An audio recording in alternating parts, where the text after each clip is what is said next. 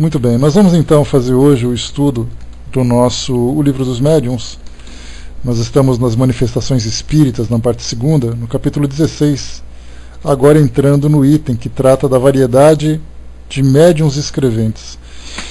Esse é lembrando que esse capítulo 16 ele é sempre importante a gente ter à mão, porque Kardec fez aqui um apanhado geral sobre todas as características das faculdades mediúnicas de uma forma bem resumida. E as variedades, as características de cada médium. Então é bem interessante a gente ter à mão. E agora a gente vai falar sobre essa questão dos médiuns escreventes a importância de nós estudarmos essa parte da psicografia principalmente, e naturalmente Kardec deu aqui para nós essa ênfase nos médiuns psicógrafos, exatamente porque era a forma como o trabalho que ele realizava era desenvolvido, né, na sua maior intensidade. Então, todo o trabalho de elaboração da codificação, todas as dúvidas que chegavam, os questionamentos que eram feitos, tudo aquilo foi registrado através da psicografia. Daí então a gente pode perceber por que dele ter dado tanta importância para a psicografia, né? Mas nos tempos atuais talvez ele desse, né, uma importância igual para todas as faculdades, né? Mas aqui para nós não deixa de ter uma grande importância, até porque a gente lembra sempre que os médiuns que mais se destacam na nossa sociedade, e aqui no Brasil principalmente, são os médiuns psicógrafos. São aqueles que são mais famosos, são aqueles que chamam mais a atenção da mídia, são aqueles que produzem, em termos de volume, né, produzem mais tarefas que ficam registradas, né? Então a gente tem os livros, na quantidade de livros espíritas que foram publicados, que estão sendo publicados até hoje, é uma coisa que é imensurável, né, de tanta coisa que foi publicada, né? E esses médiuns acabam se tornando famosos por isso. Então, quando a gente estuda essas características da mediunidade e da psicografia, a gente começa também a ver os médiuns de um modo diferente, porque a gente sempre generaliza, né? Médium psicógrafo é médium psicógrafo e pronto, né? Um abraço, Balk, bom dia pessoal que chegou. Médium psicógrafo é psicógrafo e pronto. Então ele é polivalente, ele pode fazer tudo, ele faz do jeito que ele quiser, aquela coisa toda, e não é bem assim. Então a gente vai começar a entender agora essa questão da variedade, a gente vai olhar para cada médium de um modo diferente, né? Vamos lá então. A gente chegou a conversar um pouquinho sobre essas primeiras variedades, né? Então a gente volta a fazer uma breve recapitulação.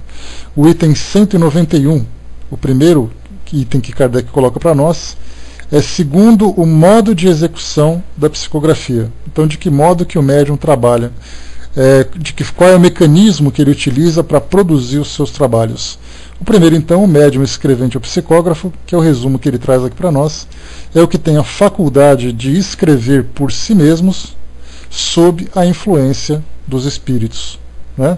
Desses médiuns psicógrafos ou escreventes, eles têm ali o método que eles vão utilizar. Se é o método mecânico, são os que escrevem recebendo um impulso involuntário da mão, sem ter nenhuma consciência do que escrevem. São muito raros os mecânicos.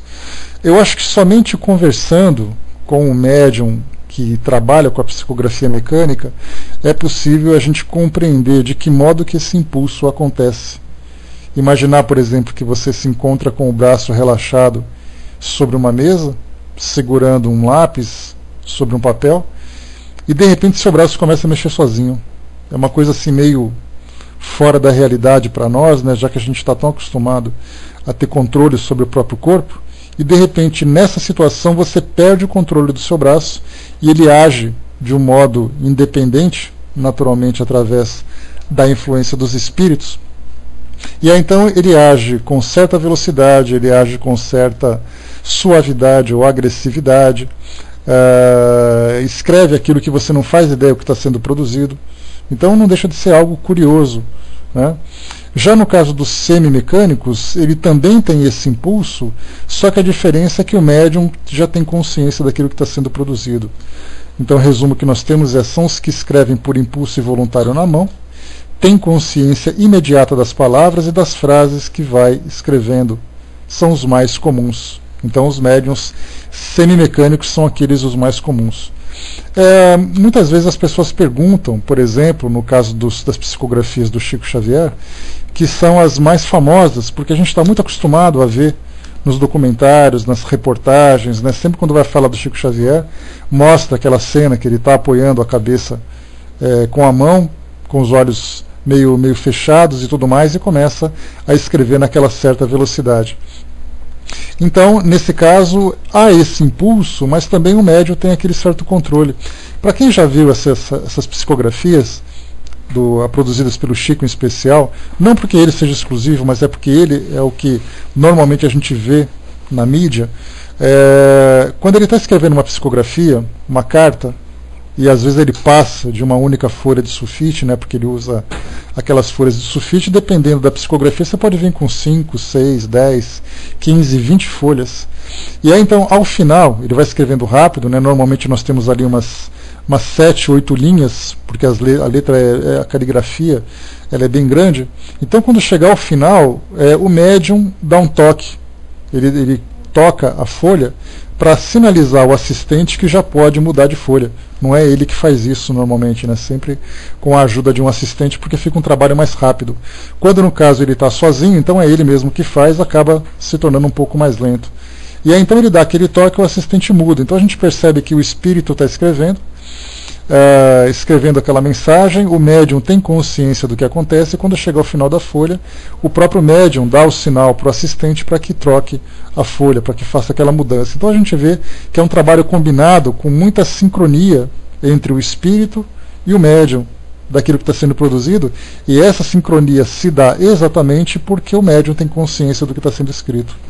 No caso do médium mecânico, por exemplo, já fica um pouco mais complicado, mas também há essa combinação dos assistentes para poder ajudar, para poder facilitar esse trabalho que está sendo produzido. Dos médiuns intuitivos, esses são os mais complicados de serem estudados, porque no caso da intuição, ele recebe uma mensagem que se mistura com o seu pensamento e ele transmite essa mensagem para o papel de acordo com o seu entendimento. Então, no caso de uma psicografia, por exemplo, que vem através de um médium intuitivo, não é o caso, mas seria como se ele estivesse ouvindo alguém ditar alguma coisa e ele escreve aquilo que ele quer. Tem um detalhe interessante de alguns médiums que foram observados em Uberaba, principalmente, na época em que o Chico Xavier trabalhava, o Carlos Bacelli, o Celso de Almeida Afonso e outros médiums que eram em várias casas espíritas diferentes que faziam esse trabalho. Era interessante que alguns médiums, para manter essa fidelidade da mensagem que chega do mundo espiritual, acabam tendo mensagens com uma certa característica, que é trazer exatamente aquilo que o espírito está falando. Muitas vezes o espírito quer se comunicar com o seu familiar e ele fala exatamente o que está sentindo. Só que o modo como ele descreve essas suas sensações acaba chocando o seu familiar. Se é um espírito sofredor, por exemplo, que ele vem comunicar, ele vem falar, o médium fala assim, bom, eu não vou interferir em absolutamente nada. Então aquilo que o espírito fala é aquilo que o médium vai escrever. E normalmente o espírito, não tendo ali muito cuidado com o que vai escrever, acaba chocando o seu familiar. Alguns outros médiums fazem o seguinte, eles ouvem o que o espírito fala e eles vão escrevendo com um pouco mais cuidado. Então eles mudam um pouco a forma como o espírito disse aquela situação, descreve determinada situação, ele evita fazer determinado tipo de comentário, então ele procura fazer uma certa filtragem. Naturalmente a gente sempre coloca, partindo do princípio de que tudo isso acontece de boa fé. Não é nada que vem com a intenção de alterar, de modificar alguma coisa. Mas alguns médiuns têm essa característica. Alguns gostam de trazer uma mensagem numa linguagem mais cuidadosa para as pessoas que estão recebendo, principalmente no caso das psicografias de familiares desencarnados, de entes queridos, enquanto que outros médiuns preferem escrever de forma literal aquilo que o espírito passou. Então a gente começa a perceber que alguns médiuns, as pessoas colocam assim, né? Que é engraçado que aquele médium, quando ele recebe uma psicografia, os espíritos são mais calmos, são mais tranquilos.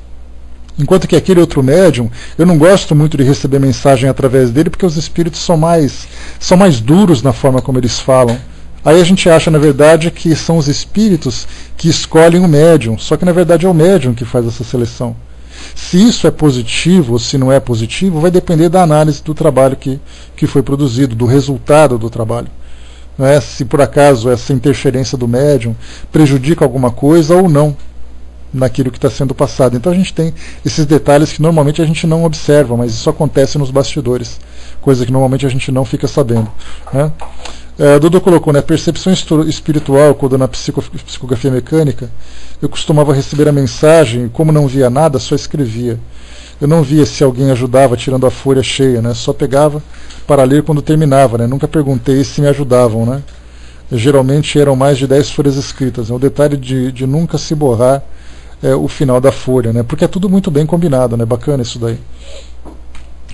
Então, no caso da intuição, a gente tem esse detalhe que eu passei para vocês. São aqueles médiums que inspiram um pouco mais de cuidado na avaliação, né? Porque o médium, quando ele se coloca, que recebe através desse mecanismo da intuição, se ele não for bem conhecido pelo conjunto do seu trabalho, ele merece uma atenção especial, para saber exatamente até que ponto ele está sendo fiel àquilo que está sendo passado pelos espíritos. Né? Como eu coloquei para vocês, a gente lembra que médiums, antes de ser médiums, são seres humanos.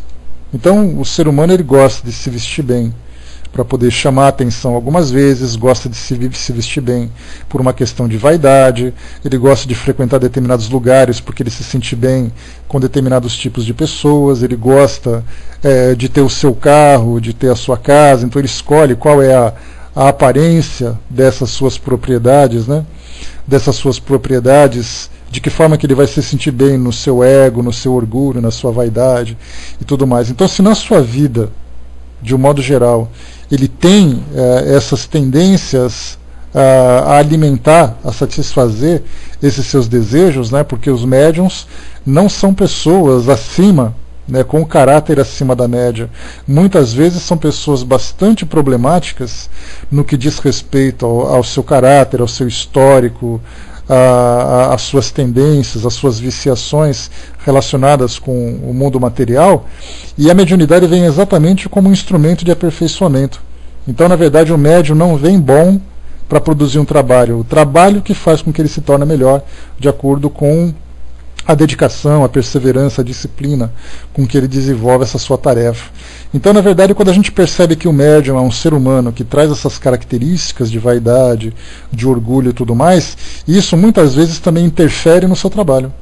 Porque da mesma forma que ele quer ser reconhecido pela roupa que ele usa, pelo perfume que ele usa, pelo carro com que ele chega no centro espírita, na casa que ele mora e tudo mais, ele também quer ser julgado pelo resultado do seu trabalho. Então, se por acaso ele está fazendo uma psicografia, e aí então ele começa a escrever, mas as pessoas acham que isso não é interessante, que ele não é um bom médium, que os espíritos que se comunicam através dele não são lá aquelas coisas, não são espíritos importantes e tudo mais, dependendo do equilíbrio dele, ele começa a ser afetado por essas críticas, por esses comentários. E aí então ele começa, de certa forma, a alterar a psicografia que ele está produzindo, colocando detalhes que impressionem as pessoas. Ele faz isso muito mais para impressionar aqueles que estão analisando o seu trabalho do que pelo trabalho de caridade, né, voltado para esse intercâmbio do mundo espiritual propriamente dito. Então é interessante a gente perceber que isso acaba realmente, a personalidade do médium interfere no seu trabalho. E nesse caso dos médiuns intuitivos, esses são os mais vulneráveis a esse tipo de interferência. Porque então alguém fala para você alguma coisa e você vai escrever aquilo que falaram, mas você vai escrever do jeito que você quer. E aí então é através da disciplina, é através da avaliação, né, da equipe que trabalha com a mediunidade, que vai fazer com que o médium contenha o seu personalismo para se manter fiel ao trabalho mediúnico. Né? O Dudu colocou detalhe que eu não psicografo, mas mecanicamente, né? Isso parece que me foi cristalizado, né? Muitas vezes até é uma questão de... Os espíritos trabalham com a gente por fases, né? Que a gente pode dizer assim.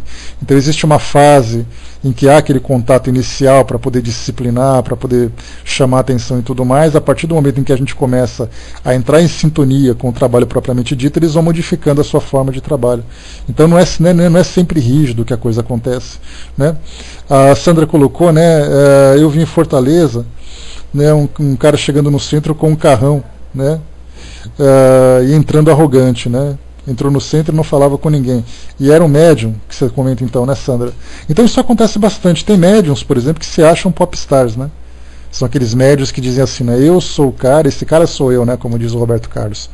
Então ele entra, né, no centro espírita, numa instituição, como se fosse dar autógrafos, como se os holofotes fossem colocar, e isso é uma característica da personalidade do indivíduo.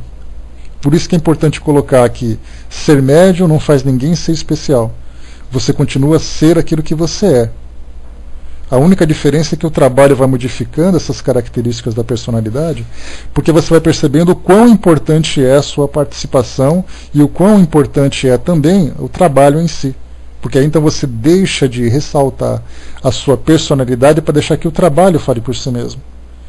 Então é muito difícil, a gente acha que quando você chega no centro espírita, por exemplo, só o fato de você se considerar um espírita e usar um crachá de um centro espírita, você é a melhor pessoa do mundo, você é uma pessoa generosa e tudo mais. Pelo contrário, você chega em centro espírita, dependendo do tipo de pessoa que você encontre e dependendo do dia que ela teve, ela vai te tratar mal, ela vai ser mal educada. Né? Ela vai chegar para você e falar assim, olha, pergunta para outra pessoa, tá? Porque eu não estou com tempo para fazer isso agora. Né, pessoas que chegam assim, olha, eu estou precisando de ajuda, será que eu posso conversar com alguém? Alguém vai dizer assim, olha, desculpa, mas eu estou sem tempo agora, eu tenho coisa para fazer, conversa com aquele moço ali. Aí você para com aquele impacto e fala assim, mas aqui nessa instituição as pessoas falam assim? Falam porque são pessoas comuns. Aqueles que são mais conscientes, aqueles que compreendem um pouco mais a filosofia da doutrina, não só dentro da casa espírita, mas na sua vida de um modo geral, é aquilo que nós conversamos ontem. Você vai se educando, você vai se transformando com a filosofia que você abraçou na sua vida de um modo geral. Então você se transforma numa pessoa de bem, atendendo ao telefone, falando com a ascensorista, no trânsito, no seu trabalho, no centro espírita, em qualquer lugar. Você mantém a sua personalidade uniforme em qualquer lugar que você esteja. O Armando colocou, né, deixei de frequentar a casa espírita não pelos médios, mas por causa da arrogância dos dirigentes de diretoria. É engraçado, né, porque a gente pega que muitos dirigentes, quando assumem essa posição, eles acham que são presidentes de empresas, né? Muitas vezes colocam uma rigidez ali descabida. Então tem pessoas que se consideram, pelo fato de eu ter fundado o centro espírita, sou eu que dito as regras e tudo mais. Então a gente tem isso em todos os lugares. Nós temos padres arrogantes, pastores arrogantes, monges budistas arrogantes, né? Porque todo mundo vai pensar assim, né? Mas existe isso? Existe. Não teve um tempo atrás, lá na China, onde monges budistas estavam protestando contra o sistema político e começaram a pegar varas e descer na cabeça de outras pessoas de outro partido político. Então a gente acha assim que todo mundo, o fato de você se considerar um religioso, está tudo muito bem. Não está não. Né? Tem muita coisa a ser trabalhada ainda. Então a gente infelizmente encontra essas características em todos os tipos de indivíduos. Né? André colocou, né, quem está entrando na doutrina acaba tendo uma má impressão. Né? Tomara, né? A gente sempre torce para que quando você entre, já que a primeira impressão é a que fica, né, que essa primeira impressão seja da melhor possível, né, que você encontre uma pessoa de bem e tudo mais, e assim vai. Né. Discussões de diretoria, né, teve até uma palestra, uma entrevista que eu assisti com um espírita de Minas Gerais, eu me esqueci o nome dele agora, e ele então estava fazendo um trabalho lá no centro espírita tal, e um dos colegas que trabalhavam no centro espírita morava perto da casa, né? E aí então, num certo dia, estava aquele barulho, aquela bagunça toda e tal, aquele vozerio. Aí no dia seguinte ele foi conversar com o pessoal e falou assim, poxa vida, hein, o trabalho mediúnico de vocês ontem foi bravo, hein? Porque a gente estava ouvindo uma gritaria lá de casa, ele falou assim, não era a mediúnica não, era a reunião de diretoria. O pessoal estava quase se pegando em cima das mesas ali, quase um jogando cadeira no outro ali, porque o negócio estava feio. Né? Então a gente vê assim como é interessante, a gente vê até que ponto as pessoas chegam por causa desse personalismo. Né? Inclusive, né, o Armando colocou, a casa está muito derrubada, né, poucos frequentadores, dívidas, etc. Infelizmente. Né?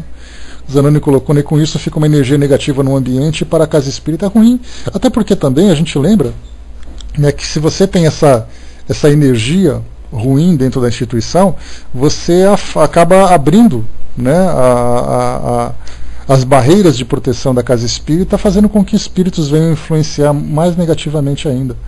Os mentores da casa percebem que ali não conseguem transmitir a mensagem que eles desejam, então eles deixam que eles aprendam com os próprios erros para depois recomeçar esse tipo de trabalho, né? A vaidade, sem dúvida, né, Bal, que é o grande problema. Então, quando a gente vê essa questão dos médiums, percebemos então que nesse caso, né, na qualidade do trabalho, os médiuns intuitivos, para quem é médium intuitivo, é aquele que deve ter muito mais cuidado naquilo que ele vai fazer, ser o mais fiel possível à mensagem que foi transmitida, tomar muito cuidado para ele não interferir no resultado do trabalho. Algumas vezes, para vocês terem uma ideia, imagine, por exemplo, que vocês vão trazer você é médium de psicografia, você é um médium intuitivo, aí você está sentado à mesa ali e tal, e as pessoas estão, conforme aquelas reuniões públicas que a gente vê na televisão, elas estão ali esperando uma comunicação de um ente querido. E aí então você começa a escrever uma mensagem que vem para você através da intuição, e aí você percebe que o espírito falou muito pouco e aquelas frases comuns, aquelas frases que todo mundo ouve, todas as psicografias têm, ninguém traz nada de especial. Aí você diz assim, poxa vida, mas se eu passar isso aqui para a pessoa, ela não vai gostar do que ela vai receber, né? As pessoas vão achar que o nosso trabalho não é um trabalho bom e isso vai prejudicar a nossa casa espírita. Aí ele acrescenta mais 2, 3 frases ali mais emocionantes, mais comoventes, para poder chamar a atenção das pessoas. Então, quer dizer, a sua intenção pode ter sido interessante, mas a gente percebe que no fundo é a vaidade e isso acaba interferindo no trabalho. Então, muito cuidado para quem é médium intuitivo, para quem convive com médium intuitivo, sempre orientar para que seja o mais fiel possível àquilo que está sendo transmitido. Ele é apenas um porta-voz do mundo espiritual, e sendo esse porta-voz, quanto mais fiel ele for, mais qualidade existe no trabalho, e muito mais espíritos vão confiar também naquilo que ele passa. Porque um espírito que diz uma coisa e ele escreve outra, eu faço isso uma vez, 2 vezes, na terceira vez eu já não me interessa mais. Se ele não escreve aquilo que eu quero, então eu deixo de passar através dele, né? Então aqui a colocação de Kardec. Os que recebem as comunicações dos espíritos mentalmente, mas escrevem por vontade própria, diferem dos médiuns inspirados, porque esses não têm necessidade de escrever, enquanto o médium intuitivo registra o pensamento que lhe é sugerido rapidamente sobre determinado assunto que lhe foi proposto, né? E o detalhe do médium intuitivo também, antes da gente continuar aqui a explicação de Kardec, é que se ele não escrever logo aquilo que foi passado para ele esquece. Então é aquela história, né? A gente tem assim compositores, por exemplo. A gente falou de médiums da mediunidade musical. Então tem pessoas que acordam no meio da noite assim com um verso, com uma estrofe, com uma música praticamente pronta na cabeça. Ele tem que acordar e escrever na hora. Porque se ele não escrever, ele perde. E por que ele perde? Porque a gente só guarda a lembrança, importante a gente pensar isso, você só guarda a lembrança de uma ideia quando essa ideia é sua. E por que você guarda? Porque essa sua ideia, ela foi resultado de outras ideias que você tinha. Então, na verdade, o nosso pensamento vai trabalhando através do desenvolvimento de um raciocínio. Então eu começo a pensar numa coisa, vou chegando a outra, chegando a outra, até que de repente eu chego num resultado final. Então, na verdade, foi o meu entendimento, algumas vezes por inspiração, que deu aquela direcionada no meu raciocínio, mas foi o meu intelecto que produziu o resultado daquele trabalho. No caso da intuição, eu estou pensando em alhos e de repente vem bugalhos na minha cabeça. E depois que aquilo que passa um tempo, eu não lembro exatamente do que o Espírito falou. Eu lembro de fragmentos de alguma coisa, eu lembro que veio aquele pensamento falando sobre água do mar, falando sobre estrela do mar, mas eu não lembro nada do que o Espírito falou. Então, no caso dos intuitivos, é assim, ó, bateu a ideia, ele tem que escrever na hora. Tem que ser assim, né? Não sou não, Ju, esse que é o problema, né? Então, talvez seja médio de inspiração, mas não de intuição. Então, algumas vezes você está pensando numa coisa, vem assim como se fosse uma ideia atravessando aquilo que você está falando. E quando atravessa, né, você fala assim, poxa vida, peraí, deixa eu ver aquilo que está passando. É alguma coisa que te distrai na hora. Então é interessante isso como acontece, né? Então, continuando aqui, Kardec coloca, são muito comuns, mas, olha a colocação de Kardec, mas estão muito sujeitos a errar, porque frequentemente não podem discernir o que provém dos espíritos do que é deles mesmos. Então, na verdade, quer dizer, você não consegue discernir uma coisa da outra. Então você escreve aquilo que você acha. E sem entrar o personalismo, a gente nem coloca o médium querendo interferir de propósito. Ele vai escrevendo aquilo tudo, e esse é um grande problema dos médiuns intuitivos, para quem está começando no seu desenvolvimento mediúnico. Lembrando que quando a gente fala em desenvolvimento mediúnico, a gente fala no estudo da mediunidade, né? Quando a gente pega os médiuns que trabalham com essa intuição, a grande dificuldade que eles enfrentam, a gente fala sempre dos médiuns de boa fé. Tá? Então a gente tira agora aqueles médiuns que são mais vaidosos, mais orgulhosos, e fala do médium que quer realmente trabalhar dentro da doutrina, com boa fé e tudo mais. A grande dificuldade que esses médiuns intuitivos enfrentam é eles acreditarem neles próprios. Porque muitas vezes eles escrevem alguma coisa e ficam na dúvida se aquilo é deles ou se não é. Então eles chegam para o dirigente e falam assim: poxa vida, eu escrevi isso daqui, mas eu acho que isso aqui foi animismo. Porque eu escrevi alguma coisa, essa palavra aqui até não é minha, eu não me expresso dessa forma, mas essa frase de baixo aqui já é o tipo de coisa que eu penso, é o tipo de coisa que eu falo. Então eu não consigo definir. Então, na verdade, ele deixa de acreditar nele próprio. Aí chega uma hora que ele fala assim: olha, eu sou médium, eu sou um médium que não tem ainda essa força para poder, esse conhecimento para poder discernir aquilo que vem dos espíritos e aquilo que vem do meu próprio pensamento, e tudo aquilo que eu produzi no trabalho vai ser algo que não vai acrescentar em nada. Então ele começa a se desmerecer. Algumas vezes ele tem medo de ser julgado, porque ele começa a escrever, aí chega aquele dirigente e fala assim: isso aqui parece que é muito mais coisa sua do que do mundo espiritual. Aí ele começa assim a ficar meio desanimado, fica meio desiludido, começa a perder um pouco daquele estímulo para poder trabalhar. E nesse caso os dirigentes são aqueles maestros que são fundamentais para dirigir esses médiuns. Porque se não ajudar ele, não ajudar esse médium no desenvolvimento do seu potencial, de fazer com que ele tenha a capacidade de discernir uma coisa da outra através do treinamento, mesmo que no início haja aquela interferência anímica da parte dele, muito intensa, se não houver essa ajuda para ele poder fazer com que as coisas aconteçam, então a coisa acaba.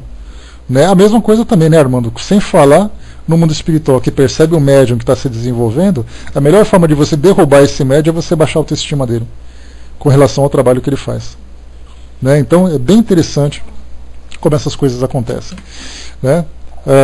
Já nos médiuns mecânicos e semimecânicos, como a gente falou, é mais fácil, né? Porque você chega na casa espírita, a sua mão escreve alguma coisa, está ali, ó, o resultado, a própria forma como o trabalho se desenvolveu, já mostra o potencial do médium, já mostra que ele não é capaz de fazer essa interferência.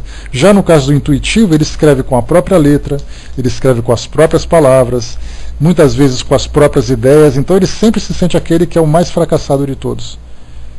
Muitos médiuns desistem no meio do caminho, deixam inclusive de serem espíritas, porque não conseguem desenvolver um trabalho bom. Fazem a comparação com aqueles médiuns que são mais ativos, mais experientes, então eles se olham e falam assim: não tem porquê eu ficar me sacrificando, as pessoas não vão acreditar em mim, eu mesmo não acredito em mim, imagina os outros. Né? Então tem muito dessa situação para quem é médium intuitivo. Digamos assim que seria assim, o médium mais problemático, né, para se trabalhar dentro da psicografia, porque ele tem que confiar muito nele próprio. Né? Sei não, Juliana, sei não. Próximo, médiuns polígrafos. Vamos lá, características de médiuns. São os que mudam de caligrafia segundo o espírito que se comunica ou tem a aptidão de reproduzir a letra que o espírito comunicante tinha em vida. O primeiro caso é muito comum. O segundo, o da identidade da letra, já é mais raro. Então, no caso, o primeiro, né, é aquele que o espírito se comunica. Né? Vocês querem prestar atenção no estudo, Juliana? Você e o Balco e o Dudu vão ficar separados na sala, hein? Presta atenção. Então, são aqueles médiums que ou ele tem grande facilidade de permitir que o espírito se expresse através da sua caligrafia, né? Ou ele tem a facilidade dele mesmo reproduzir aquilo que o espírito deseja transmitir. Nesse caso dos polígrafos, muitas vezes os espíritos, dependendo do objetivo do trabalho, dessa comunicação, eles utilizam a sua própria letra para convencer as pessoas, ou no caso de uma assinatura ao final. A gente lembra daquele caso famoso da década de 80, se eu não me engano, que inclusive virou até um programa, um programa da Rede Globo, daquele Linha Direta, que são as cartas de Chico Xavier. Aqueles casos de crimes que foram cometidos, 3 mortes, né? Ou 3 assassinatos que foram registrados pela imprensa, e que durante o julgamento os espíritos, as 3 vítimas, se comunicaram, já desencarnadas, se comunicaram através de Chico Xavier, falando que aquelas pessoas que cometeram, né, os responsáveis, os acusados daquele crime, eles eram inocentes, que tudo aconteceu por um acidente, que foi um homicídio culposo e não doloso, né, que teve a intenção. E a forma de convencer as pessoas que liam aquela comunicação era exatamente a caligrafia e a assinatura ao final. Então, na verdade, é uma facilidade que o médium apresenta aos espíritos, mas que nem sempre tem grande importância, a não ser mais assim por essa questão de convencimento. No caso do Chico Xavier, por exemplo, por ser esse médium polivalente em vários tipos de sensibilidade mediúnica, ele tinha não apenas a psicografia de cartas, de livros, de poesias, de receitas, de poligrafia, de tudo quanto é tipo de... Quando se fala em Chico Xavier, você pode colocar tudo junto ao mesmo tempo, né? O próximo, médiums poliglotas, que também acaba entrando da mesma forma também na característica do Chico Xavier, que tem a faculdade de falar ou de escrever em línguas que não conhecem, são muito raros. Então, né, mais uma vez, é um detalhe interessante que esse tipo de psicografia, ela tem uma característica muito mais para impressionar do que necessariamente para simplesmente favorecer uma comunicação.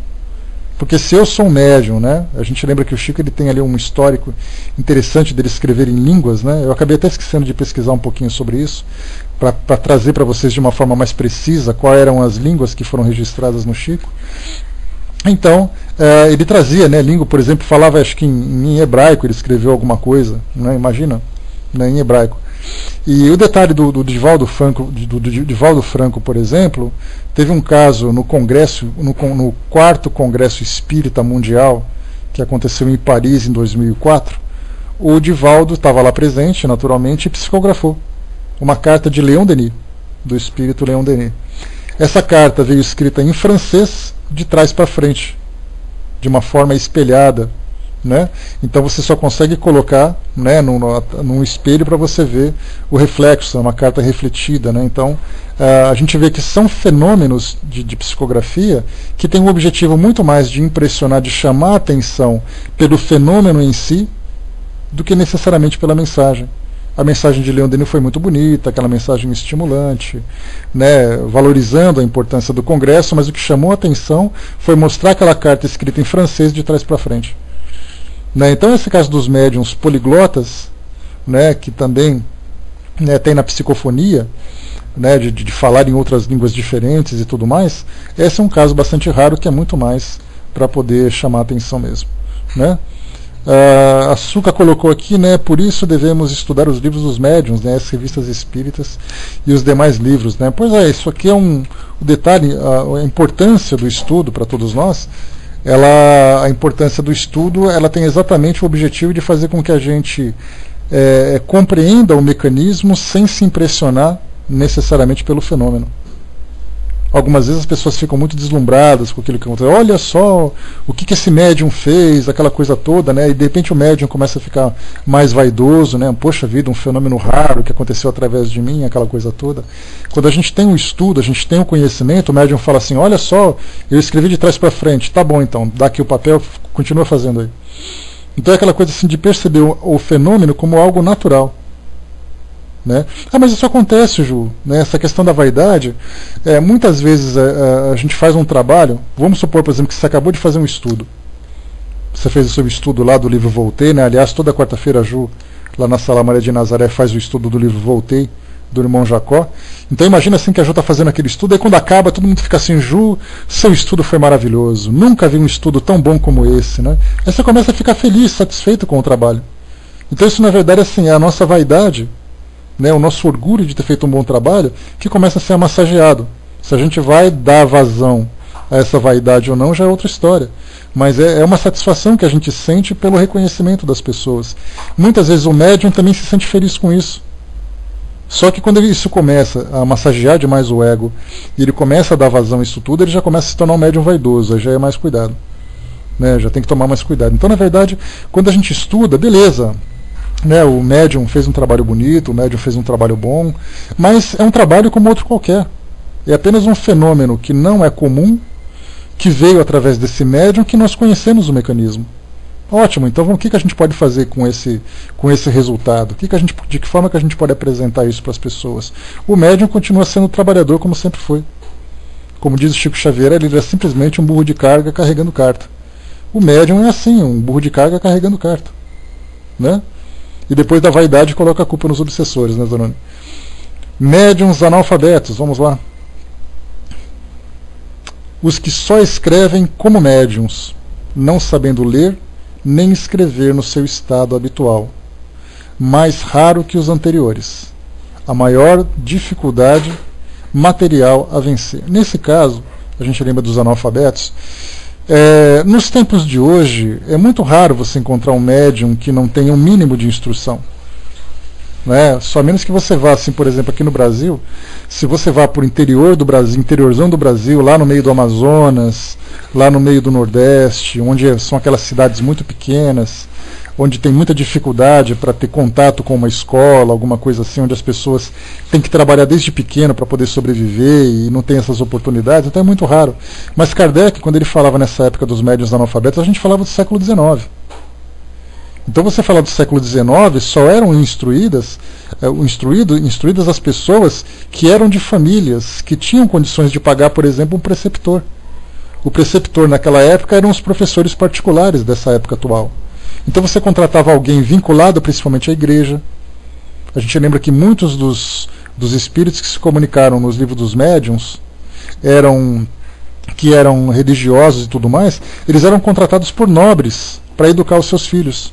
Então eles vinham até em casa, eles davam um donativo para a igreja, eles mandavam esses religiosos, que eles eram muito bem instruídos, né? A igreja sempre fez questão de orientar, de instruir os seus sacerdotes. Então eles estudavam latim, estudavam outras línguas, estudavam grego, estudavam aramaico, aquela coisa toda, né?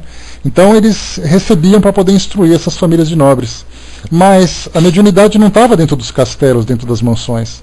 A mediunidade podia estar num casebre comum. E nesse casebre nós tínhamos ali pessoas, homens, mulheres, que eram analfabetos, porque simplesmente não tiveram contato. Então, nos tempos atuais, falar de médiuns analfabetos é algo muito raro. Realmente muito raro de acontecer, né? E como foi colocado por Kardec, a maior dificuldade material a vencer. Porque, por exemplo, se é um médium intuitivo e ele é analfabeto, dificilmente ele vai conseguir produzir alguma coisa. Porque o espírito vai ditar para ele, vai vir aquele pensamento e ele vai ter que escrever. Ele não vai conseguir produzir nada. Se ele for um médium mecânico, aí sim fica fácil para ele. Mas a gente lembra que mediunidade mecânica, na psicografia mecânica, já é algo muito raro. Se for, por exemplo, na mediunidade semimecânica, já tem ali a facilidade. Mas a gente lembra que os espíritos encontram mais facilidade para se comunicar quando o banco de dados do médium ele tem bastante informação. Então, se eu sou uma pessoa bem instruída e o espírito vem se comunicar e ele encontra na minha mente palavras, um bom vocabulário, encontra ali informações relacionadas com aquilo que o espírito quer se comunicar e tudo mais, fica muito fácil. No meu caso, por exemplo, eu não tenho domínio de nenhum idioma, né? O inglês é aquele inglês básico de informática que tem ali. Se vem um espírito querer falar inglês através de mim, se ele não utilizar a mediunidade mecânica, ele não vai conseguir produzir nada. Ele vai conseguir um The Books on the Table e olhe lá. Porque se ele vier trazer alguma frase difícil, eu vou escrever do jeito que eu sei, cheio de erro de grafia, cheio de erro de entendimento do que ele quer passar. Então é mais ou menos assim que a gente percebe. É um espírito de uma língua estrangeira falar para alguém que não sabe falar aquela língua, através da intuição. Ele vai ditar aquele negócio, eu vou tentar escrever o que ele falou, né? Então, mas como a gente viu, né, só a título de informação, né? Pois é, Ju, a Ju lembrou aqui da bagagem reencarnatória, né? Mas para o espírito, Ju, é muito difícil para que ele, a menos que ele veja assim, algo muito especial, né, em mim, e falar assim, eu quero falar através dele. Então nós vamos trabalhar com ele para desenvolver nele essa habilidade de falar em outras línguas. Aí eles vão ali rever o meu arquivo, né, a minha memória reencarnatória, vão fazer aflorar ali o vocabulário do trabalho. Mas é um trabalho tão difícil de se fazer que se o espírito quiser trazer apenas uma comunicação, ele vai encontrar um outro médium com mais facilidade.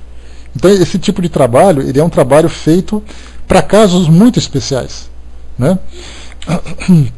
O Armando colocou, né, que em Pentecostes, né, se falou em línguas correto. Não entendi o que você colocou, Armando. Escreve de novo, por favor. Você falou no fenômeno do Pentecostes, que falou em outras línguas, naqueles médios e tudo, né? Tá, entendi. Tá. No caso do Pentecostes, por exemplo, a gente vê muito isso nas igrejas evangélicas, quando as pessoas entrando naquele transe mediúnico, estimulado pela fé e tudo mais, eles costumam falar em línguas, né? Essas línguas, que são as línguas estrangeiras, muitas vezes, línguas mortas até, dependendo do tipo de influência que eles sofrem, pode ser considerada essa poliglossia, né? Que é o nome dado à habilidade de falar em outras línguas, né? Só que muitas vezes as pessoas entram no estado de transe e começam a falar um monte de coisa que nem eles sabem o que é. A gente já chegou a falar sobre isso num estudo do Livro dos Espíritos, inclusive lá mesmo nas cartas de Paulo, é xenoglossia, né? Nas cartas de Paulo, ele falava assim que falar em línguas é muito interessante, mas só é válido se você traduzir para as pessoas aquilo que você ouviu, aquilo que você falou. Porque você falar em línguas, apenas começar a balbuciar aquele monte de coisa. É muito engraçado que aqui no Brasil a gente liga assim naqueles canais evangélicos e de repente no meio do culto o pastor começa a falar em línguas. Na verdade ele está falando um monte de coisa que ele nem sabe o que é. E isso acabou virando moda porque impressiona, né? Mas como o Paulo de Tarso disse, não adianta você falar num idioma desconhecido se você não transmitir para as pessoas aquilo que a mensagem diz. É para enrolar mesmo, sem dúvida, né? A gente percebe isso claramente, né? Pois é. A gente ouve muito Giuseppe falar em línguas, né? Quando ele está chorando, ele fala em língua desconhecida, só Juliano consegue entender, né? Vamos lá então, né? Giuseppe é o filhote dela, né? Armando colocou, né? Por isso vejo os pastores falando abobrinhas, né? Pois fascina atrai ovelhas, né?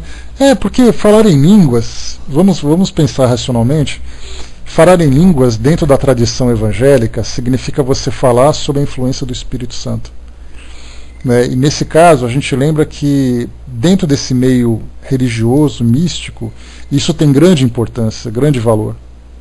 Então, se você pega um pastor, por exemplo, que tem boa índole, que tem boa fé, que tem facilidade para produzir esse fenômeno, ele vai levar para as pessoas a mensagem realmente edificante. Agora, quando você usa isso apenas para poder impressionar, aí, na verdade, todo o trabalho de moralização, o trabalho de espiritualização, ele fica simplesmente descartado, né? O Zanoni colocou, se não tiver a mente aberta, vai dizer a coisa do demônio que está possuído, né? Também tem assim. Então, muitos detalhes que devem ser observados nessa questão, tá? Vamos lá, então. A gente terminou aqui, então, essa primeira parte, que é falar dos médiuns segundo o modo de execução. A gente viu aqui que os médiuns produzem de várias formas, né? Segundo a mecânica, segundo a fisiologia do fenômeno. No item 192, tem o segundo item agora. Segundo o desenvolvimento da faculdade. Segundo o desenvolvimento, significa de que forma que a habilidade ou a faculdade mediúnica foi se desenvolvendo no médium, quer dizer, desde o início do primeiro contato, quando houve a eclosão da mediunidade, a forma como ele foi trabalhando, a forma como o trabalho se desenvolvia, o resultado do trabalho se dava através dele. O Wagner colocou aqui, né, lá em Pentecostes, ele falava em línguas, né, porque naquele momento haviam pessoas presentes de outras nacionalidades e que falavam outras línguas, né, daí a necessidade de se falar em línguas, né, assim, né, então naquela época era assim, mas hoje a gente tem essa influência religiosa que ela é legítima. A gente lembra que os fenômenos são legítimos, mas são raros. Não é assim que você chega todo dia num culto, por exemplo, você pode falar em línguas a toda hora. Isso na verdade é muito mais manipulação do que fidelidade ao fenômeno em si, né? Mas cada um sabe o que faz ali, cada um tem a sua própria consciência.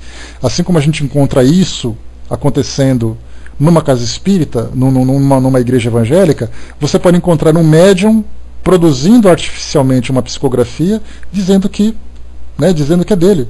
Mas é o caso, por exemplo, esse charlatanismo evangélico, o Armando, também tem charlatanismo espírita. Eu me lembro de um caso de um amigo, que ele era um dirigente Aliás, foi ele que me trouxe para o Espiritismo, né? Foi ele que é o responsável por me trazer o primeiro contato.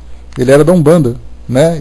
Mas ele acabou me trazendo informações da doutrina espírita. Foi ali que eu comecei a me interessar. E ele dizia o seguinte, que no centro de Umbanda que eles trabalhavam, tinha ali o dirigente, e tinha ali toda a parte da administração da instituição. E aí então esse dirigente desencarnou, e o filho dele assumiu. Só que o filho dele não era muito bem quisto pelos frequentadores desse centro, principalmente pelo pessoal da administração. Porque ele era uma pessoa assim meio arrogante, uma pessoa assim meio orgulhosa, meio vaidosa e coisa e tal. E aí então eles perceberam, porque eram médiums muito potentes, eles perceberam que esse dirigente, ele simulava o transe mediúnico.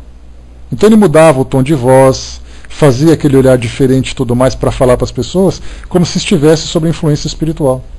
Só que na verdade ele não estava. Então na verdade assim, nem sempre o fenômeno era legítimo. Quando ele não conseguia entrar em transe mediúnico, ele simulava o transe.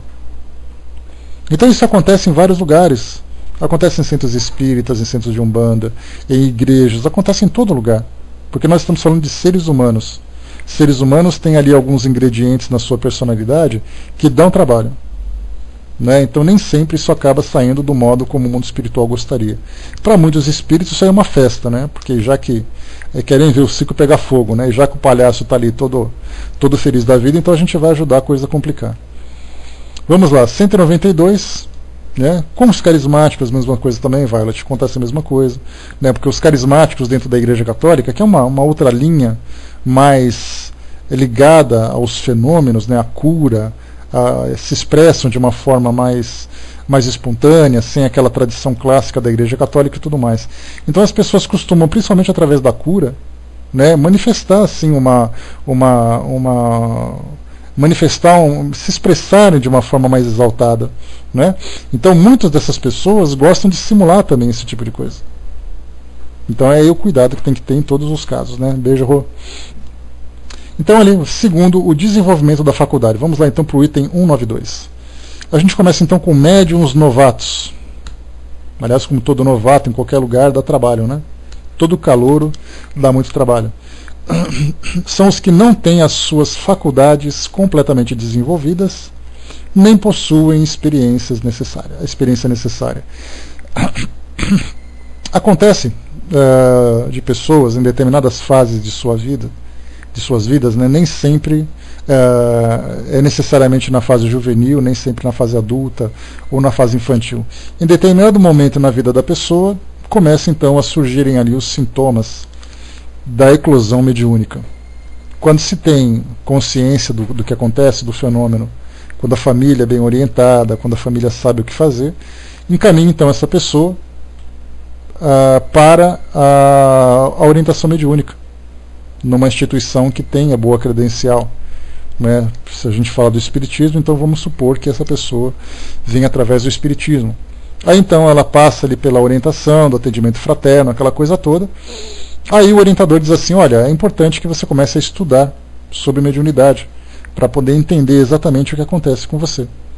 Aliás, tem um livro muito interessante, para quem gosta de compreender, para quem está começando agora também, para quem é novato nessas informações da doutrina espírita, né, como eu, por exemplo, que li esse livro. A gente tem ali a Sueli Caldas Schubert, um livro chamado Mediunidade, Caminho para Ser Feliz. Ela fala numa linguagem e fala com orientações direcionadas para as pessoas que começam a ter uma curiosidade em torno da doutrina espírita, começa a ter sintomas da eclosão mediúnica, mas não sabe como lidar. Então ela tem uma passagem interessante que ela pergunta assim, né? O que é médium? O que é ser médium? E ela diz assim, então, que se você sente algum tipo de sensação física, de calafrio, de arrepio, um pensamento meio confuso, se por acaso isso acontece e tudo mais, é possível que você seja médium. Né? Então ela começa a trazer uma orientação bem interessante, é um livro bem legal. Né? É um livro pequeno, né? E é bem legal.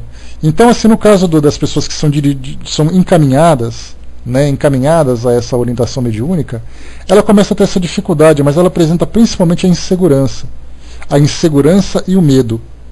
Porque quando você assiste, por exemplo, a um médium de incorporação, E ali você trabalha numa reunião de desobsessão, ou numa reunião de atendimento a espíritos sofredores. E aí então você começa, vamos imaginar a primeira reunião mediúnica. A gente chega, é convidado a sentar, fica apenas como observador, não participa. Mediunidade, Caminho para Ser Feliz. Sueli Caldas Schubert. Tá? Esse livro é muito bom para trabalhar com evangelização, para trabalhar com juvenis, e onde tem jovens que apresentam sinais de mediunidade. Tá? Vale a pena.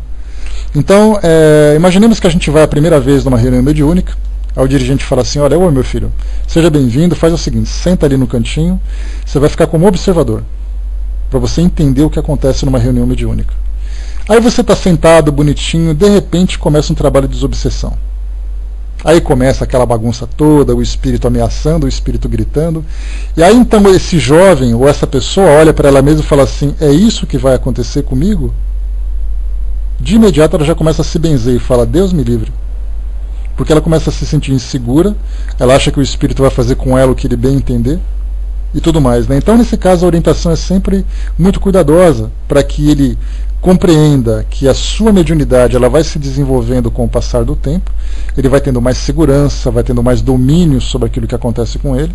Né? No caso, por exemplo, normalmente as pessoas são encaminhadas para uma reunião mediúnica de cara, assim, quando ela está em casa, ela começa a passar por esse processo de incorporação, começa a escrever coisa que não é dela, começa a ter pensamentos que são muito intensos, começa a ouvir coisas, ver coisas. Então, na verdade, ela começa de uma forma traumática, na maioria das vezes, tendo essas experiências que muitas vezes são bastante desagradáveis, para depois ela chegar no centro espírita. Então, na verdade, ela já traz um preconceito do que é a mediunidade baseado nas experiências que ela teve. Quando chega no centro espírita, ela tem que começar a se reeducar, a mostrar para ela que tudo aquilo que ela sentiu é real, mas que ela começa a ter domínio, começa a ter um pouco mais de experiência e tudo mais. E ao mesmo tempo, né, ela, através do trabalho gradativo, ela começa também a se dominar um pouco mais. Ontem eu conversava com uma vizinha aqui em casa, ontem à noite, e ela é do centro de Umbanda, ela é médium de um centro de Umbanda. E a gente estava conversando, né, sobre o trabalho que ela faz, os rituais que eles praticam e tudo mais. E aí então a filha dela, que já está com 15 anos agora, né, aos 13 anos de idade, ela comentava que até os 13 anos de idade os pais, né, devem conduzir os filhos a essas religiões, porque o adolescente não tem ainda essa mentalidade para escolher a religião que quer. Então os pais conduzem os filhos, né, seja na igreja católica, seja dentro da doutrina espírita, na igreja evangélica, você leva as crianças até atingirem uma certa maturidade, para que ela, a partir daquele momento, escolha aquilo que ela quer. Então assim, você chegou em tal idade, você quer continuar frequentando aqui? Porque se você quer frequentar aqui, então você já se compromete com a sua participação aqui no trabalho. Já não é mais o seu pai que vai pegar na tua mão e vai te trazer aqui obrigado. Você vem porque você tem consciência de que ali é o lugar que você gosta, de que essa ou aquela é a doutrina que você quer seguir e tudo mais. Nesse caso dessa vizinha da Umbanda, então o que aconteceu? Aos 15 anos de idade, por exemplo, ela já está lá, já é uma participante, né? Então os pais já não conduzem, os pais colaboram. Ela é uma colaboradora que tem tanta importância quanto os pais a partir daquele momento. E eles iam começar a desenvolver a mediunidade dela. Porque essa é uma tradição que ela tem, porque ela tem essa sensibilidade mediúnica. Né? Ela disse que aos 13 anos, 12 anos, ela já sentia algumas coisas. Aos 15 anos agora deu aquele apagão. Então ela falou assim, a gente está na expectativa de alguma coisa se manifestar para que a gente possa fazer o trabalho mediúnico com ela, né? Dentro das tradições da Umbanda e tudo mais. Então a gente vê assim que esses novatos, na verdade, eles começam, a partir de determinado momento, desenvolver as tarefas com certa rotina, porque a gente só consegue ter experiência com aquilo que a gente experimenta. Então vem aquela sensação de bem-estar, de mal-estar, de um arrepio ou de um calafrio, se você sente algum tipo de dor, se você não sente, se a mensagem que você traz é dessa ou daquela natureza. Então, na verdade, cada vez que você participa do trabalho, você vai juntando, montando no seu banco de dados, né, as informações relacionadas com esse tipo de trabalho, porque quando voltar a acontecer você já sabe o que é. É isso que acontece através, é isso que acontece pela experiência que vai sendo adquirida. Mas as características principais dos novatos vêm exatamente isso, né? As faculdades não são bem desenvolvidas, não possuem experiência e muitas vezes muito medo. porque não sabe exatamente de que forma que essa mediunidade vai acontecer. Se ela não for bem orientada, ela pode ficar aterrorizada por isso. Se ela for bem orientada, ela vai conseguir dominar muito bem essa expectativa, essa ansiedade que ela sente, e o trabalho vai se desenvolver com naturalidade. Médiuns improdutivos, os que só recebem sinais sem importância, monossílabos, traços ou letras separadas. Ver o capítulo sobre a formação dos médiuns, que a gente vai ver um pouco mais para frente. Nesse caso, são aqueles médiuns que trabalham com a psicografia, que é nisso que a gente está trabalhando agora, mas também na psicofonia também tem isso. Tem pessoas, por exemplo, que nesse transe mediúnico, na psicofonia, né, ou na incorporação, como a gente já conversou, o médium fica assim, com aquele olhar distante, com aquela característica de quem realmente está num estado de transe, com uma consciência mais alterada, mas ele não consegue falar nada de muita coisa. Ele balbucia alguma coisa, ele gesticula alguma coisa, mas não traz nada de resultado concreto. Então essa é uma característica desses médiuns que estão começando. Começa assim, depois ele vai se equilibrando dentro desse trabalho. Mas muitas vezes o médium começa assim e ele continua assim durante muito tempo. Então ele tem uma sensibilidade muito superficial, que seria como se os espíritos tentassem estabelecer um contato energético com ele, com energia elétrica, mas ficasse dando aquele curto-circuito. É aquele celular que você está falando, em que você está falando, e você entra num túnel. Aí começa a intercortar, né, a comunicação, a voz não sai muito nítida, aquela coisa toda. No caso dos médiuns intuitivos, né, basta o Skype, né, Ju? No caso dos médiuns improdutivos, são aqueles médiuns da psicografia, quando ele começa a escrever, na verdade ele sente um impulso na mão, mas ele não consegue estabelecer um contato definitivo com os espíritos. Então ele escreve, ele sente que a mão dele dá uma rabiscada para cá, tenta escrever alguma coisa, né? Seria mais ou menos como se você tivesse com o braço dormente, tentando escrever alguma coisa. Você não consegue segurar o braço e você não consegue escrever nada. Então são letras separadas, traços monossílabos, muito rabiscos. Muito interessante que muitos médiuns que começam na psicografia começam assim. Eles começam como se fossem aquelas crianças que estão ali no início da alfabetização, que pegam assim canetinhas coloridas e tudo mais, e fazem aquelas coisas. Ele desenha qualquer coisa e fala que aquele lá é o nome dela. Escrevi meu nome. Quando você vai ver, tem 2 bolas e um X. E olha que muito mal feito ainda, né? Mas depois, quando ela vai se alfabetizando, ela começa a escrever, já começa a desenhar um pouco melhor as letras, já começa a ligar um pouco mais as letras para formar palavras e tudo mais. Então tem médiuns que começam a trabalhar dessa forma. Então eles começam com esses monossílabos, com esses traços, porque o espírito, na verdade, está testando o braço do espírito, do médium, para saber exatamente qual é o grau de conexão que ele começa, que ele consegue estabelecer com ele.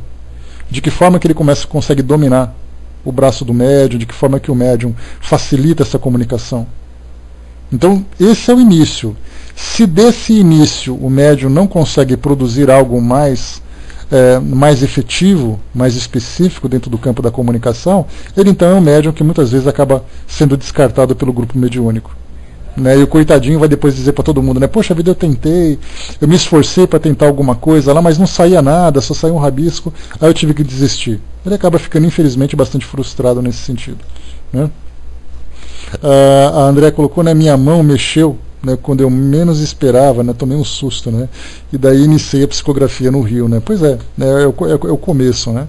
Muita gente começa sentindo assim, aquele formigamento no braço, é aquele formigamento que insiste, muitas vezes com o braço dolorido, é aquele formigamento com o braço dolorido, com um pensamento que começa a aparecer.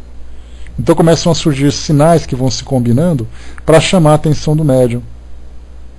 Algumas vezes ele entra num estado de transe, ele tem aquele apagão, e quando ele menos espera, a coisa começa a acontecer. Né? Pois é, de repente é também, viu, Luciana? Por que não? Muitas vezes deixa assim, mas eu não sou canhoto, mas meu braço esquerdo está começando a doer, corre para o hospital, meu filho, porque já viu, né? Pode não ser nada de psicografia. Então, nesse caso, a gente parte desse princípio, de que é importante fazer essa análise, né, esse cuidado, né, de como as coisas começam a se desenvolver, de que forma que você pode trazer um resultado positivo. A André colocou, né? Foi quando eu justamente pensava que em psicografar. Pois é. Então esses são os médiuns improdutivos, né? Infelizmente, né, acaba sendo muito frustrante, porque para quem participa da doutrina espírita, para quem estuda, para quem gosta da leitura, admira o trabalho mediúnico desses médiuns de renome e tudo mais, você começa a esboçar alguma coisa e ela não deslancha. É algo muito frustrante, né? Pelo menos ele teve alguma coisa, né? No caso de nós que somos médiuns portas de cerejeira, médiuns tijolos que não sente absolutamente nada, é muito mais frustrante do que sentir pelo menos alguma coisa. Tem gente que sente pelo menos o braço balançar, né? Tem gente que nem o braço balança, né? Esse é pior. Vamos lá. Médiuns desenvolvidos ou formados, vamos falar agora de gente grande. São os que têm suas faculdades mediúnicas completamente desenvolvidas, transmitindo as comunicações com facilidade e presteza, sem vacilações. Compreende-se que esse resultado só pode ser obtido pelo hábito, enquanto entre os médiuns novatos as comunicações são lentas e difíceis.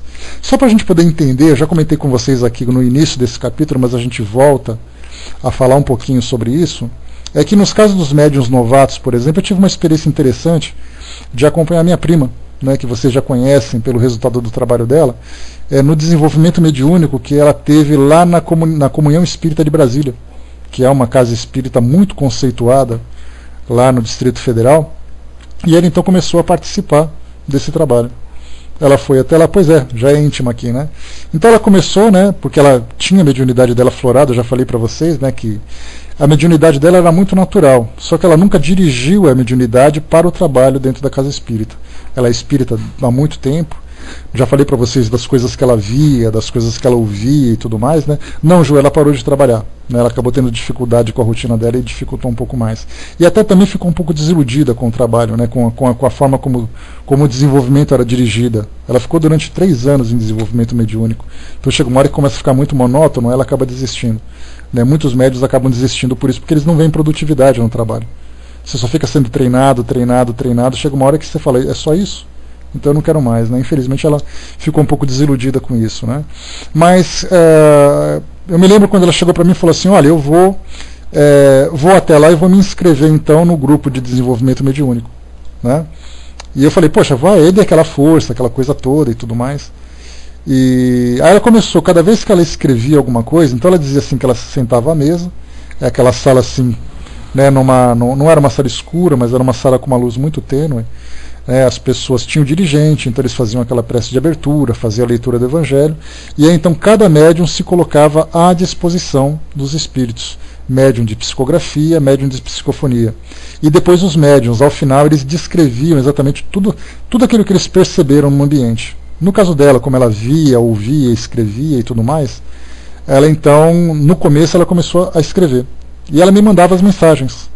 No início, eram essas mensagens de muito mais voltadas para a moralidade, mas mensagens de 3 linhas, 4 linhas, 5 linhas. Então apenas para o espírito mandar uma informação, o médium captar e registrar a informação. Então começava a fazer esses testes. Então mandava uma mensagem falando sobre otimismo, falando sobre perseverança, sobre esperança, sobre a imortalidade da alma, aquela coisa toda. E com o passar do tempo ela já foi escrevendo já uma página. Aí já vieram 2 páginas, aí vieram aqueles espíritos contar um pouco da sua história, o outro espírito veio trazer uma mensagem edificante, só que já era uma mensagem mais bem construída, né? Deixa eu ver rapidamente aqui, nas minhas coisas, me deem só um instante, que eu vou ver se eu consigo pegar aqui uma das mensagens que ela me trouxe logo do começo, que eu tinha registrado aqui, só que eu preciso encontrar porque eu sou uma pessoa tão bem organizada que eu me perco na minha organização. Deixa eu ver aqui. Uma mensagem que ela me trouxe está aqui, ó, quer ver? Isso aqui é para vocês terem uma ideia de como foi a primeira mensagem que ela recebeu. Ela escreveu assim, ó: queridos irmãos, como é bom estar aqui nessa casa de oração. A felicidade se alastra em nossos corações e irradia por toda parte. Fazer o bem é uma dádiva dos céus. Aproveitemos a oportunidade e sejamos úteis. Acolham em seus corações o amor ao próximo e sejam um instrumento de Deus na seara do amor. A oportunidade é uma só e não podemos desperdiçar. Ponto. Então, quer dizer, a gente vê assim que começa de uma forma muito singela, de uma forma muito simples. Uma outra que veio 2 semanas depois. Amado Mestre Jesus, abençoe a todos aqui presentes. Os dias de trabalho estão se acabando e é preciso nos dedicarmos sempre mais e mais. A seara é árdua e difícil, mas é nessa seara que as sementes de amor serão plantadas. Abençoe a todos, Senhor, para que sempre trilhemos o caminho da paz, da justiça e do amor a Deus. Essa foi mais uma mensagem. A outra, deixa eu ver aqui. Já começou a crescer um pouquinho mais aqui, já começou a vir um pouco maior. Aí já começou a mensagem de quase uma página inteira e tudo mais, né? Então tinha dia que não vinha mensagem, um detalhe interessante, né? Que ela chegava lá e falava assim, então ela escrevia para mim, né? Hoje teve essa mensagem, e mandava mensagem por e-mail para mim depois. Depois ela mandava mensagem, eu mandava e-mail para mim assim, ó, sem mensagem hoje. Ela disse que ficava lá assim esperando, não sentia absolutamente nada, enquanto todos os outros produziam, e ela não produzia. Então ela ficava na dúvida assim, olha, eu não sei se isso aconteceu, porque eu cheguei muito cansada, porque foi um trabalho muito difícil, né, porque o trabalho dela é um trabalho intelectual muito desgastante, e acaba, de certa forma, chegando com a cabeça cansada, né. Então tinha dia que ela chegava assim muito cansada, muito sonolenta, tinha dia que mesmo sonolenta ela trabalhava, tinha dia que ela chegava muito esperta, muito bem disposta e não acontecia absolutamente nada.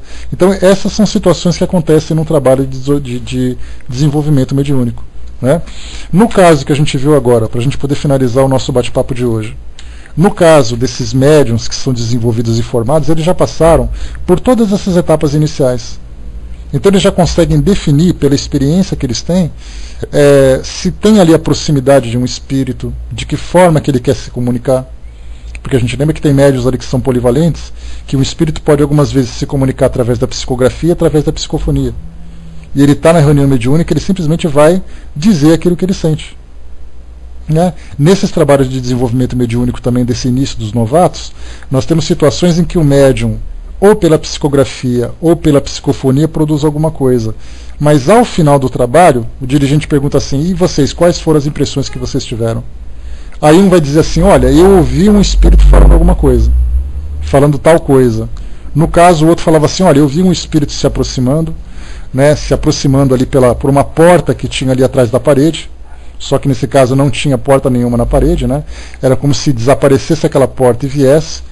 Né, um espírito veio caminhando, ele estava vestido dessa forma, aí eu vi ele se aproximando do médium ali do lado, ele começou a falar com o médium, e o médium começou a repetir. Então, são esses detalhes que vão sendo descritos pelos médiums que participam desse trabalho, porque quando ele se coloca à disposição da espiritualidade, num trabalho mediúnico, a gente lembra que a equipe espiritual também vai fazer com que o médium experimente todas as experiências possíveis. Então vai estimular nele a vidência, a audiência, a psicografia, a psicofonia, de tudo aquilo que é possível, para que ele possa se reconhecer como médium e saber qual é o seu real potencial. Depois que ele sai desse potencial, então ele é encaminhado para o trabalho mediúnico propriamente dito, já tendo em suas credenciais se ele é vidente, se ele é audiente, se ele é isso, se ele é aquilo. E nesse caso, a equipe vai aproveitá-lo da melhor forma possível. Porque se chega, por exemplo, um espírito que se coloca na condição de um espírito doente, esse médium vidente ele tem uma importância fundamental, porque aquilo que ele percebe através da sua vidência vai descrever fisicamente o espírito como ele se encontra. E isso vai ajudar num diagnóstico, vai ajudar num trabalho que está sendo feito também. Só que para isso ele tem que passar por essa fase inicial, para saber exatamente, para ele se reconhecer. Porque normalmente o médium, quando ele chega ali, ele fala assim, olha, em casa eu vi alguém passando pela porta, no portão eu vi alguém entrando, eu estava na rua, senti alguém me empurrando. Então ele vai descrevendo as experiências do dia a dia. Mas no trabalho de desenvolvimento é quando ele vai se expor, confiando naturalmente no trabalho dos dirigentes espirituais e encarnados, vai ficar ali à disposição da espiritualidade para poder ajudá-lo no seu desenvolvimento. Quando ele passa por essa fase, então ele já é pronto. Ele já chega numa reunião mediúnica, todo mundo já sabe que ele é o vidente, que ele é o psicógrafo, que ele é isso, que ele é aquilo. Que se ele é um psicógrafo, ele faz um trabalho desse tipo, que se ele é vidente, ele tem sintonia com espíritos dessa categoria. Se ele é um médium de incorporação, ele incorpora espíritos desse tipo ou daquele tipo. Porque o fato de ser de incorporação não significa que qualquer espírito tenha facilidade de se comunicar através de você. Vai depender muito da afinidade com que ele tem. Nós temos médiuns de incorporação que trabalham com suicidas, que trabalham com espíritos que são obsessores, que trabalham com espíritos sofredores, que trabalham com orientadores espirituais, que trabalham com espíritos que querem se comunicar com seus familiares. Nós temos ali várias categorias de espíritos. Esses médiuns que são mais polivalentes têm essa facilidade de entrar em sintonia e não sofrer a interferência dos espíritos de várias formas, né, com muita facilidade. Já nós temos médiuns que eles são direcionados para esse tipo de trabalho e eles ficam ali apenas porque essa é a capacidade que eles têm. Então aqui a gente vê que são comunicações fáceis. Então ele chega, por exemplo, numa reunião mediúnica, o médium de psicografia, ele se senta à mesa, dá aquela batidinha clássica no sulfite para deixar tudo pronto, segura o lápis, fecha o olho e respira fundo. 5 segundos depois a mão dele está mexendo. Se é um médium de incorporação, ele dá aquela respirada funda, algumas vezes dá aquele choque, né, de vibracional com o espírito, e de imediato começa a se comunicar. Se é um espírito novato, os espíritos têm aquele trabalho de tenta mexer a mão dele, ele não mexe, ele tenta pensar alguma coisa, ele não consegue captar aquela coisa toda. Então, como qualquer área, né, como qualquer situação, o médium novato sempre vai ser vacilante. O médium desenvolvido, o médium formado, é sempre aquele médium que já tem grande facilidade de comunicação. Tá?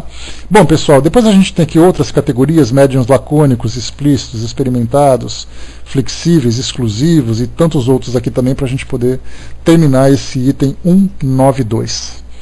Beleza, pessoal? Alguma dúvida? Algum comentário que vocês queiram fazer para poder complementar? Podemos fechar por aqui? Brás quer fazer um comentário? Brás, beleza. Passando para você, vamos lá.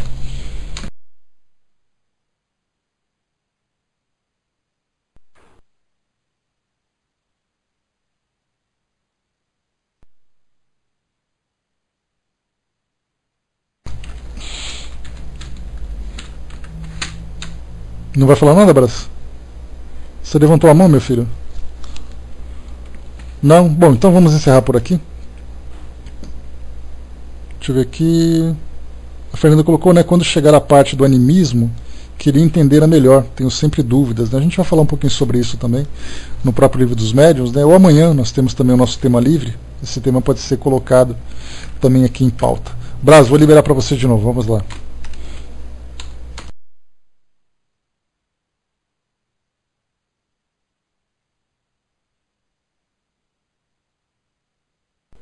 Opa, até que enfim. Ô Zeke, eu estava falando, será que houve uma evolução no mundo espiritual? Porque aqui na década de 70, na minha cidade, era uma verdadeira invasão obsessiva na cidade. Eu sofri muito e agora não vejo mais o que eu via na década de 70. Pessoas sendo incorporadas no meio da rua.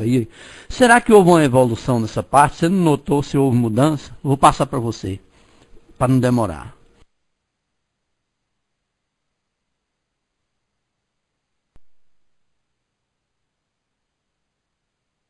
Oi, chegando. Olha, Brás, é difícil a gente falar, né? Mas a gente tem algumas situações interessantes na Revista Espírita que Kardec observou, que havia fases em que alguns grupos de moradores de determinada região passavam por essas situações. Mas era assim, digamos, muito mais a presença do mundo espiritual se manifestando, chamando a atenção, do que necessariamente alguma coisa relacionada com algum momento da cidade, da região, ou alguma coisa voltada com a época e tudo mais, né? Simplesmente para chamar a atenção. Assim como também dentro do catolicismo houve regiões em que registraram fenômenos que eles chamavam de milagres de uma forma muito intensa, inclusive se tornou até mesmo centro de peregrinação. Então, na verdade, a espiritualidade ela costuma se manifestar com o propósito inicialmente de chamar a atenção, para causar essa perturbação e tudo mais, né? Então, na verdade, os espíritos que causam isso são naturalmente espíritos de uma faixa inferior, porque o espírito superior não vai se submeter a esse tipo de situação, né? Mas eles agem com a permissão do mundo espiritual superior, para que possam, assim, olha, deixa o pessoal chamar a atenção para que as pessoas possam se modificar, para que as pessoas possam ter essa compreensão, né? Então, assim, de um modo geral, é difícil a gente definir por que as coisas acontecem, né? Na década de 70, a gente não teve nada de tão especial assim no Brasil, a ponto de dizer que em várias regiões aconteceram coisas ao mesmo tempo. Então, assim como aconteceu aí em Louisiana esse fenômeno na década de 70, a gente teve em outras regiões outros fenômenos acontecendo também. Então, sinceramente, assim, qualquer coisa que a gente vai falar nesse sentido vai ser muito mais especulação do que... vai ser muito mais um achismo do que alguma coisa bem definida, né? Express Train, bom dia, colocou para nós, posso fazer uma pergunta, já que sou leigo nessa matéria? Quando morremos, será algo que de nós que ainda fica a pairar na vida terrena? Eu sei que não tem a ver com o que estão a falar, mas é uma curiosidade. Na verdade, assim, o assunto em si ele é tema do nosso estudo, mas não é o tema que a gente está conversando hoje. Mas a gente lembra sempre que a partir do momento em que nós nos libertamos do corpo físico, a nossa personalidade continua sendo a mesma que era antes, não de forma alguma, seja bem-vindo. Então a nossa personalidade se mantém, e a nossa personalidade se mantendo, ela mantém também os interesses que nós tínhamos antes. Então você, na verdade, pode se ver fora do seu corpo físico,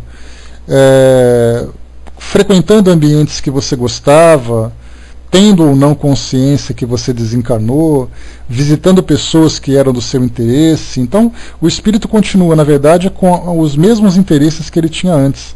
Então, na verdade, ele fica, muitas vezes, próximos aqui ao mundo terreno, próximos das pessoas e da rotina que ele tinha anteriormente, se ele não tiver a consciência de que ele se libertou do corpo físico, ou se ele não quiser, por exemplo, se ele tiver medo de ir para algum lugar que ele não conheça. Porque o mundo espiritual, na verdade, é um grande enigma para todos nós.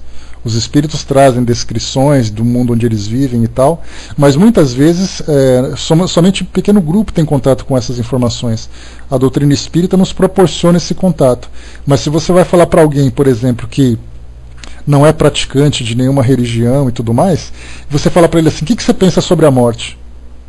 Ele vai falar, Deus me livre, eu não quero saber de morte, eu tenho medo desse assunto, é realmente um grande tabu. E de repente ele se vê desencarnado, aconteceu alguma coisa, ele morreu. No que ele morreu, ele olha assim, ele abre os olhos e vê que ele está vivo ainda. Mas ele está vivo num hospital, ele está vivo num necrotério, ele está vivo num local onde ele morreu, e ele então vai sair caminhando pela rua procurando um lugar que ele conheça. Porque ele não tem essa consciência que ele desencarnou, e mesmo se ele tivesse, ele não sabe para onde vai. Então muitos espíritos continuam aqui entre nós, dividindo o mesmo espaço, influenciando na nossa vida, muito mais por medo do desconhecido ou por falta de informação do que possa acontecer com ele, porque a gente lembra que os espíritos vão nos ajudar. Mas essa ajuda vai depender da nossa aceitação. Se você não aceita, você vai ver gente perambulando o tempo todo.